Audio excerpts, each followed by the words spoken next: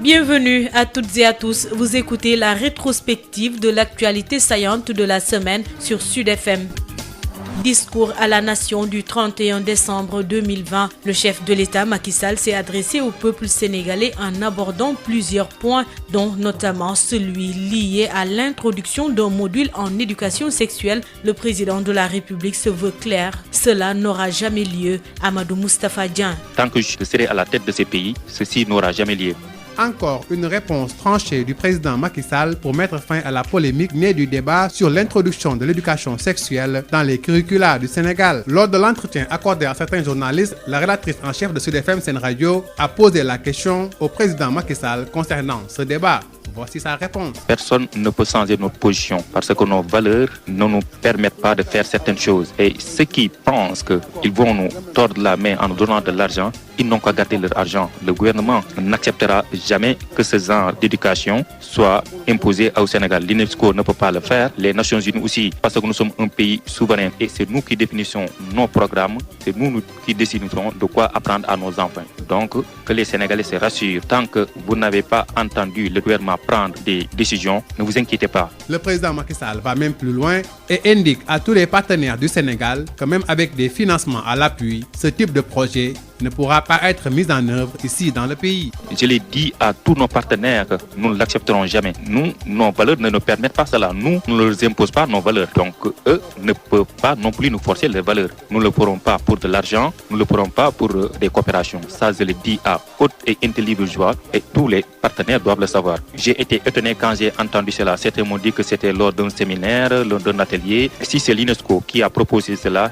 dites-leur de retourner avec leurs papiers. Ici au Sénégal, on n'enseignera pas cela. Cette réponse qui vient en appui au communiqué du ministère de l'Éducation nationale va-t-elle clore le débat? C'est visiblement le souhait du président Macky Sall. Et face à la recrudescence de la question du troisième mandat soulevée lors de cet entretien avec les journalistes, Moustapha Diakhaté souligne que la Constitution a déjà tout réglé et que le président doit s'y conformer. Nous l'écoutons. Sur la question du mandat, c'est que de l'année dernière à maintenant, tous ceux qui ont dit qu'il n'a pas droit à un troisième mandat, il les a limogés. Tous ceux qui disent qu'il peut avoir 1000 mandats, il les promeut. Donc il y a quelque chose de neuf. Deuxième chose, la question du troisième mandat est réglée par la Constitution. C'est pas à lui de dire oui ou non. C'est la Constitution qui a dit non depuis 2001. Quand il venait au pouvoir pour la première fois, il a prêté serment de respecter la Constitution du Sénégal. Or, cette Constitution sur laquelle il a juré dispose qu'au Sénégal, le mandat est rééligible une fois. La réforme de 2016 ne concernait pas le nombre de mandats, mais la durée du mandat. Et puisque j'étais au cœur du système, lui, à l'époque, sa position, c'est qu'au Sénégal, on ne peut avoir que 2 mandats. Et qu'il nous a dit en 2018, dans ce même format, que lui, s'il est réélu, il ne prétendrait plus à un troisième mandat. Le Conseil constitutionnel n'a pas été convoqué dans cette affaire. Il n'a aucun rôle dans la représentation de Macky Sall pour un troisième mandat. Le Conseil constitutionnel n'a aucun rôle parce que la Constitution est déjà claire. Depuis 2001, le Sénégal est dans un régime de limitation des mandats à 2. Et ça, Macky Sall ne peut pas l'ignorer. Épidémie de coronavirus. Ce mercredi 30 décembre, le Sénégal a dépassé le seuil des 400 morts liés à la Covid-19. Une pandémie qui a d'ailleurs impacté notre économie. Les finances publiques sont tendues et le déficit budgétaire connaît une hausse de 7% en seulement 9 mois de crise. Adjifatou Bari. 9 mois après s'être incrustée dans notre pays, la Covid-19 a littéralement mis à terre notre économie, mettant les finances publiques sous tension. Le premier élément qui montre si les finances publiques sont en bonne santé ou pas, ce sont ces indicateurs, notamment le solde budgétaire global qui ne doit pas dépasser 3% et aujourd'hui qui tourne autour de 7%. Pire, les pertes s'accumulent et le déficit budgétaire se creuse. Le déficit budgétaire aujourd'hui est de 643 milliards. Avant la pandémie de la Covid-19, le déficit était tourné autour de 400 milliards.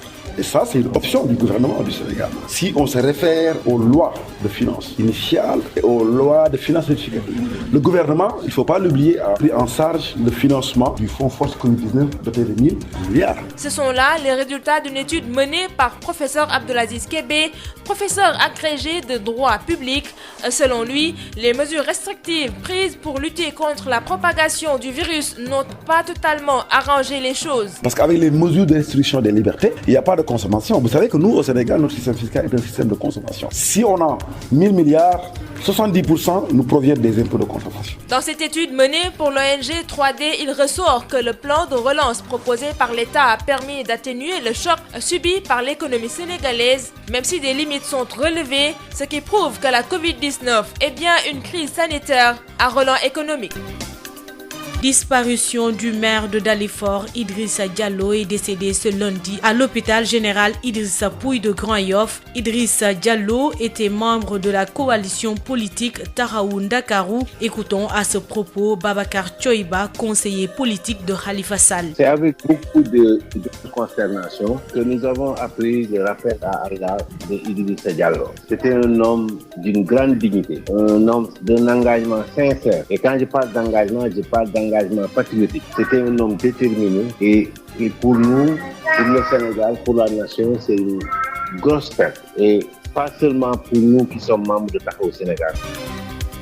Lundi également est décédé le général Mamadou Niang, qui était le président de la commission politique du dialogue national. Le général Niang a été inhumé le mardi. Ismaïla Marcel Colly. Les témoignages étaient unanimes lors de la levée du corps du général Mamadou Niang. Nombreux sont ceux qui ont apporté leur témoignage. Un homme sincère, digne, rassembleur, un homme du consensus, dira Mamadou Ibra Kane. Mamadou Niang a toujours fait preuve d'un très grand esprit d'ouverture, d'une très grande disponibilité, mais d'une très grande rigueur. Mamadou Niang, c'était aussi un soldat. Il a également fait preuve de beaucoup de professionnalisme, mais aussi un homme de paix. De son côté, Serigne Mbacké Ndiaye abonde dans le même sens. Ce que je retiens du général Niang, que j'ai vraiment connu comme tous les Sénégalais, mais côtoyé véritablement à l'occasion du dialogue politique. Vraiment, nous avons cohabité. Et je retiens de lui, comme on dit, un homme entier. Véritablement un homme au service de son peuple. Et je disais d'ailleurs à l'occasion d'une de mes interventions qu'on n'imaginait pas le travail que le général a réussi. Qui pouvait imaginer 2 ou 3 mois avant l'ouverture du dialogue que nous aurions dans une même salle pouvoir, opposition non alliée. Le général Mamadou Niang, décédé 28 décembre 2020, repose désormais au cimetière musulman de Yoff. Il fut entre autres ministre de l'Intérieur, Souad, ambassadeur du Sénégal en Guinée-Bissau, puis président de la commission du dialogue politique dans le comité de pilotage du dialogue national, son dernier poste. En début de semaine, Seyda Mariama Niass a été inhumée aux côtés de son père Cheikh al-Islam Baye Niass dans le mausolée de la grande mosquée de Medina Baye en présence d'une foule immense. Rappel à Dieu du Khalif de Darou Mourti, deuxième capitale du mouridisme ce jeudi à l'âge de 93 ans. Serigne Abbas Mbacké a dirigé la prière de janvier 2019 à ce jour.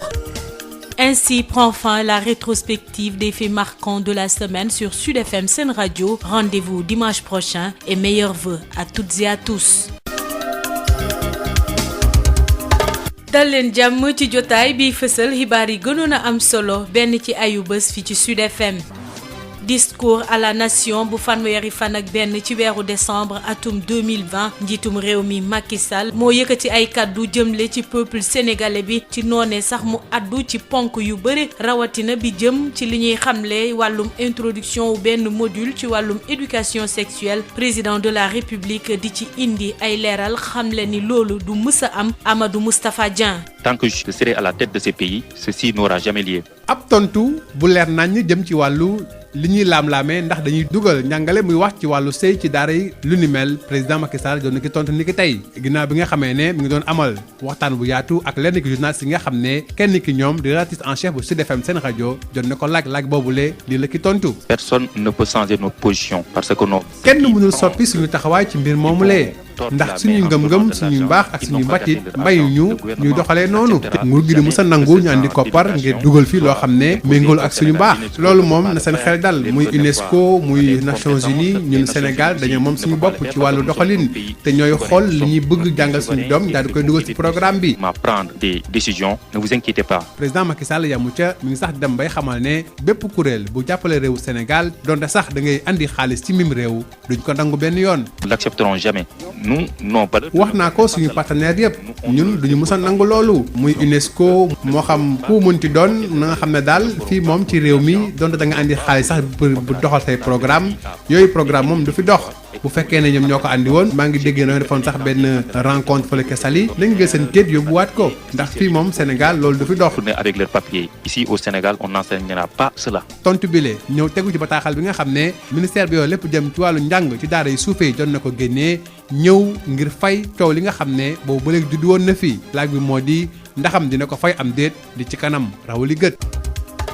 ci janoom ak taskatu xibaar yi mu yëy yàbbi ci wàllum suppression des villes tax na ba Moustapha Diakhaté moom jàpp na ni dañoo war a jël arrondissement yi érigé ko en commune ndaxte Dakar lii mu tuuti rek mënta jël lu toll ci fukk ak juróom-ñeent ci ay communes ñu teewlu ko. loolu loi bi moo ko may xam nga président ba léegi au lieu mu def réforme de fond mi ngi ci des réformettes de la politique politicienne li mu wax ci parti socialiste en 96 loolu la def mu wóor PS ne bu ñu demee élection législative locale ñu dóor leen ñu tas Dakar en 19 communes correspondant à 19 sections du parti socialiste moom bu ñëwee di réformer li mu waroon def parce que man li ma gëm la petite superficie de Dakar attenu 19 communes li ñu waroon def mooy commune arrondissement yi fi nekk ñu ériger leen en commune mu nekk 4 on maintient la ville pour une raison simple parce que Dakar les par exemple bu dee éclairage public day traverser plusieurs communes route day traverser plusieurs communes yooyu nga xam day traverser plusieurs communes boo ko bàyyi benn commune du ko def c'est-à-dire li nga xam ne commune bi mën nag ko ñu bàyyi ko moom li ay communes yu bari bokk ñu bàyyi ko ville loolu la waroon def tey Dakar am 4 communes au lieu de 19 communes dañu ñaar les conseils départementaux moo amul sens les arrondissements du Sénégal les 113 arrondissements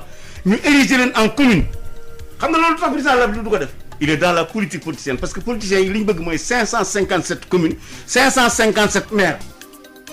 épidémie bu coronavirus ci alarba gi yemoo ak fanweeri fan ci weeru décembre atum 2020 gi ñu weesu Sénégal moo romb limub ñeenti téeméer ci ay nit yoo xamante ni ñàkk nañ seen bakkan te Covid-19 gi waral ko. ci wàllum mbas mi la ñuy des ba tey ndax laal na bu baax a baax koom-koom gi finance publique yi mënatuñu dem ni mu waree tax sax ba ñu nemmeeku ni budget bi am na ay wàññeeku ci diggante juróom-ñeent ci ay weer bu mbas mi duggee ba léegi aji Fatou Bari. juróom-ñeenti weer gannaaw ba mu ne sarax ci réew mi mbas mi di coronavirus indi na ay jafe-jafe ci wàllu gafakay réew mi. les finances publiques ci boppam instant yi bu Sénégal bu réew yëpp nag dañoo am problème parce que xam nga mbas mi ak li mu indi. couvre-feu yi ak mesure d'urgence yi dafa tax ba nit ñi vraiment dañoo obligé ku nekk wax dëgg fa yàlla toog sa kër te bu nit ñi toogee seen kër demalante bi ak dikkate bi amul offre bi day wàññeeku demande day wàññeeku conséquence crise day am. leneen itam moo di bor bi nga xamante ne nguur gi daf koy am dafa sax yokku. xam nga déficit mooy le manque pour ce budget équilibre boo amee 2500 recette nga am dépense 3000 francs am nga déficit 500 francs foo koy jëlee daf koy lebi c'est ça le déficit. donc déficit ñëpp koy am mais bu dépassé 3% day jéggi dayoo dañu jàpp ne c'est un déficit excessif ñu ne ñu 7%. d'ailleurs UEMOA sax dana amul problème damay geler critère de convergence yi. lii moo génnee ci gëstu bi nga xamante ne professeur Abdoul Aziz Kébé daf ko daal di def moom muy jàngale lii di droit ca université bu Ndakaaru mu ne nag donte nguur gi jëloon nañ ay matuwaay ngir mën a xeex ak mbas mi ñu koy woowee mesure restrictive yooyu la dogal indi na itam ay jafe-jafe ci wàllu koom gi. parce que bu nit ñi toogee amul circulation amul consommation mais impôt de consommation bi day wàññeeku. bile gëstu mu amal ko ngir ONG 3D liñ ci gis rek moo di nguur gi daal na fi teg plan de relance ngir jàppale askan wi waaye ba tey gis nañ ne am na ay rëq-rëq yu ñu war a defaraat loolu lekk di wane ne mbas mi di coronavirus daanaka bàyyiwul benn secteur. maire bu Dalifort di wuyoo ci turu Idrissa Diallo moo génn àdduna ci altine gi ñu weesu ca hôpital Idrissa Pouye bu Grand Yoff Idrissa Diallo moome mu ngi bokkoon ci coalition politique taxawu Ndakaaru ñu teewlu ci boobe mbir kii di Babacar Thioye Ba di conseiller politique bu Khalifa Sall. ñu am ci naqar ak tiis bu bëri ndax Idrissa ku ko xam-xam ne nit ku dëgg la woon mu nit ku doon jomb la nit la koo xam ne li mu dugg daf ciy dugg ba mu jeex tàkk nag laa moo tax ma jàpp ne ñàkk nañu waaye bu may wax ñàkk nañu du ñun waa taxawu Sénégal moo ñàkk benn doomam bu ko amuloon njëriñ doomam boo xam ne taxawaayam dafa rafet te ñëpp rafetlu woon ko ñu am ci naqar bu tiis waaye nag suñu boroom bu soxlaa yëfam du koy jël te comme ay jaam lañu dañuy nangu li ñu war rek jamono ji mooy ñaanal ko yàlla mu yërëm ko jéggal ko ci xare ko àjjana.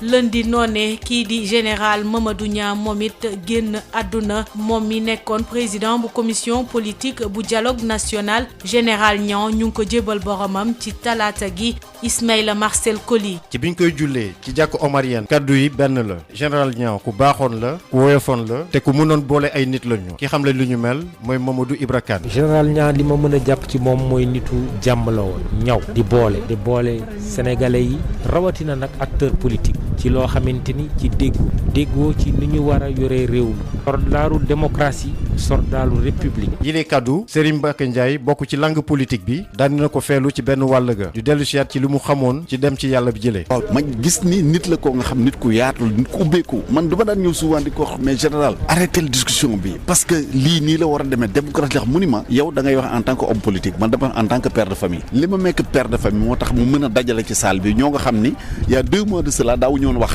nga fexe ba ñu daje dans une salle bi waxtaan di juboo ci ay kaddu yu bëree bëri yooyu vraiment dafa nekk nitu consensus pour tax mu mën ko réussir donc nitu jàmm la woon parce que ñi fa nekk ñëpp gis nañ loolu. ci fàttali général Mamadou Niang mi ngi juddu ci atum 1938 ci Podor doonoon na fii ministre de l'intérieur bu Sénégal ci atum 2000 waaye it doonoon na ambassadeur bu Sénégal ci réewum Guinée-Bissau ci mujjantal gi nag moo jiite woon kuréel gu doon saytu mbiru politique ci dialogue national bi.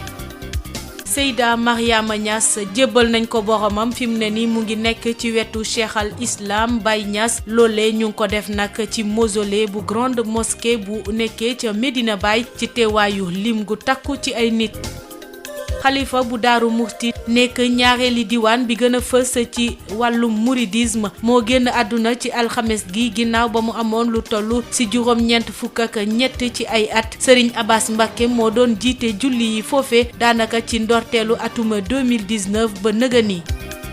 fi la ñuy ndar képpee jotaayu xibaar yi gënoon a am solo benn ci ayu bés fii ci Sud FM seen rajo dig daje dibéer gi di ñëw waaye ci loolu ñu ngi leen di ñaanal atum 2021 gu neex.